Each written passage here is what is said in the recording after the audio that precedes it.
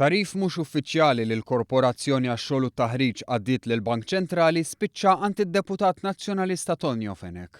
Dan għax batulu Chris Paċ, il-manager fil-Bank Ċentrali li kien ukoll membru fil-Google Group ta' Tonio Fenek. Lil Tonio Fenek kitiblu li la darba s-suq tax-xogħol kien qed ikun segwit mill-grupp ħejjilu dokument biex jirreferi għalih fl-istqarrijiet. Kien fid-dokument li Paċ kwota statistika mhux uffiċjali li kien irċieva mill-ITC u li skontu kienet tagħti stampa aħjar tas-suq tax-xogħol. Biex hekk qed ikompli joħroġ biċ-ċar li l-Google Group ma kienx jiddiskuti biss tarif uffiċjali. Dawn id-dettalji kollha jirriżultaw minn email li hija datata d-9 ta' Jannar 2014 u li parti minnha kienet żvelata mill-orizzont.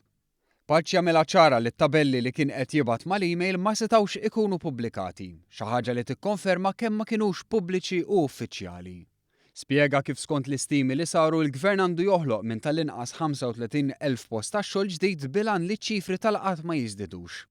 Ftit tas-sigħat wara Tonio Fenek irringrazzja lil Chris Paċ u qallu li l-kontenut tar-rapport kien wieħed interessanti. Biex jiddefendi lil Paċ u membri oħra fil-Google Group tiegħu, l-eks Ministru Tonio Fenek qal li dawn assoċjaw ruhom politikament u taw biss opinjoni fuq tarif uffiċjali. Għal darba oħra, il-fatti qed juru mod ieħor. Chris Paċ qed ikun investigat mill-Bank Ċentrali u dawn id-dettalji mistennija jkomplu jitfgħu dawl ġdid fuq il-każ.